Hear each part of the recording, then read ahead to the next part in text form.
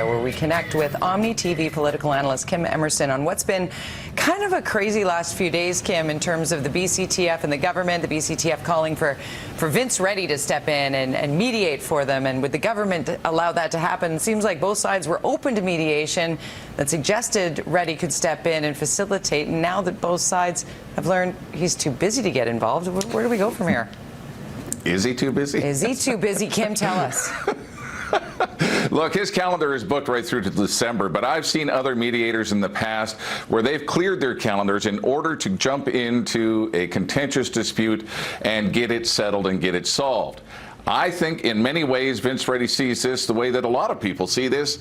These two sides are just so far apart that there's no hope that a mediator could jump in and actually fix this thing, and the calendar is a really good excuse to say, hey, I'm too busy, I can't help you out. So what's going to happen now, right? Yes. They're going to have to go to the Labor Relations Board. They're going to have to say to the Labor Relations Board, we need a mediator.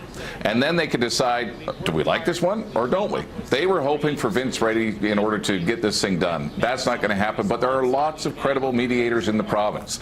And the other thing that you didn't mention off the top is that when they said they wanted Vince Reddy, the guy that had been facilitating this thing, going back and forth between the two sides for over a year and a half, Mark Brown, he said, hey, BCTF, you clearly don't have confidence in me, I quit. So they don't have a facilitator there anymore, they don't have a mediator there now, and now they've got to go to the LRB and ask for another one. And then they have to come to an agreement on who that is, which doesn't bode well given how far apart they are. Okay, so based on what we've seen over the years, do you expect this to drag on to the next school year? Are we done here?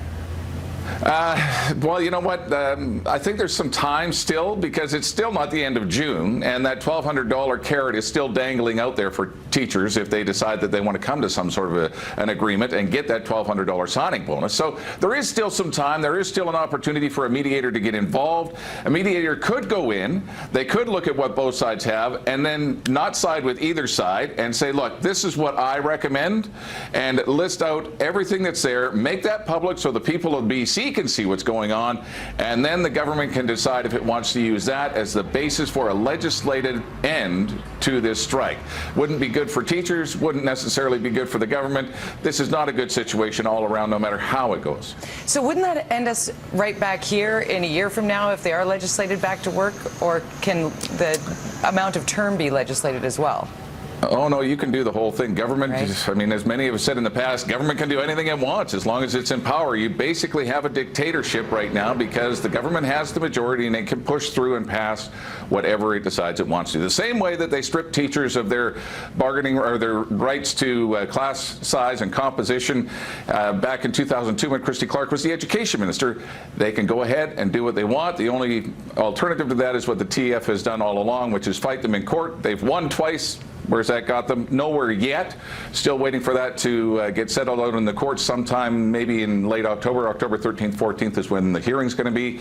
But then even that will likely be appealed to the Supreme Court of Canada. So this thing is ugly. It doesn't get any prettier as we move forward. And now the next step, wait for a new mediator. Hope that they can come up with something if they're willing to even get in. You heard the Premier over the weekend maybe even say no credible mediator would get involved in this thing. So clearly the Premier's not optimistic about this either. That is a rather shocking statement by the Premier, no?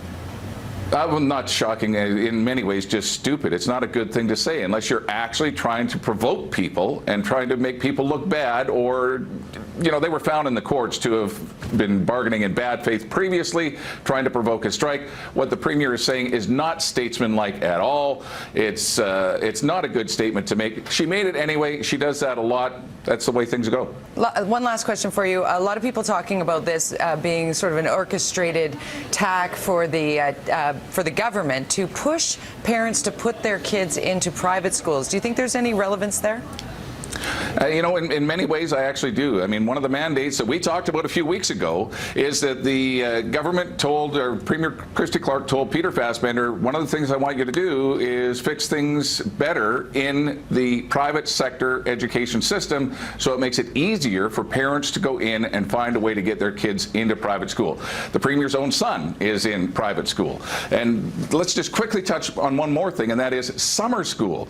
Decision has to come very quickly from the teacher teachers whether they're going to go ahead and teach summer school or not. If they don't, that could turn the public tide against them in a big way. If they do, the public will stay on side. Is there any sort of deadline for that decision to be made? Well, summer school is coming up pretty soon. I mean, you've only got a couple of weeks before kids would be going into classes to take summer school in order to be able to go to the next level of education or to improve the marks that they had already. So it has to happen within probably the next 3-4 days. Excellent. Thank you very much. Kim Emerson, our OMNI TV political analyst, always bringing us some clarity in the muddy waters that exist today. Thanks so much for that. We are going to take a quick break at 8:28.